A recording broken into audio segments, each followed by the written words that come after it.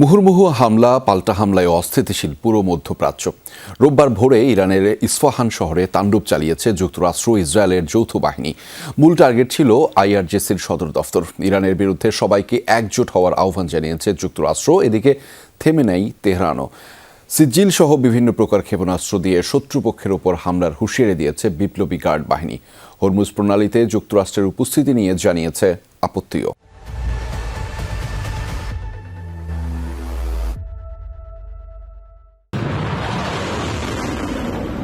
শত্রুপক্ষের স্থাপনা লক্ষ্য করে ছুটছে বহুল আলোচিত সিজিল মিসাইল।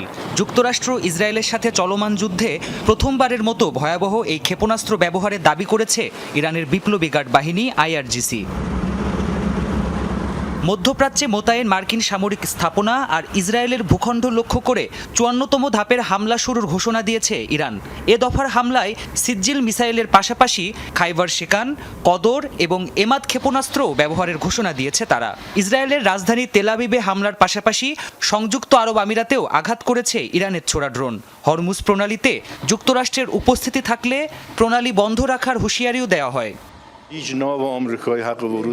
বিগত ৫০ বছর ধরে পারস্য উপসাগরে অস্থিরতার কারণ আমেরিকার উপস্থিতি। এখান থেকে যুক্তরাষ্ট্র না সরলে হরমুজ প্রণালী খোলা হবে না। এই প্রণালীর নিয়ন্ত্রণ থাকবে ওই অঞ্চলের দেশগুলোর কাছেই।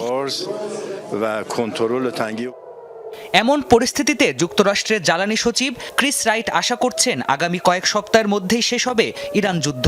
পাশাপাশি হরমুজ প্রণালীর প্রতি যেসব দেশ সবচেয়ে বেশি নির্ভরশীল তাদেরকে একজোট হওয়ার আহ্বানও জানিয়েছেন তিনি।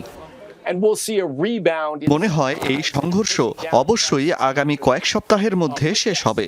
এটি তার থেকেও আগে হতে পারে। হরমুজ প্রণালীর উপর চীন, জাপান, কোরিয়া সহ এশিয়ার বহু দেশ নির্ভরশীল। তাই গুরুত্বপূর্ণ এই বাণিজ্য পথের সুরক্ষায় তাদেরই সবার আগে এগিয়ে আসা উচিত। এদিকে রোববার ভোর থেকেই ইরানের ইস্পাহানে চলে ব্যাপক ধ্বংসযজ্ঞ। হতাহত হন বহু বাসিন্দা।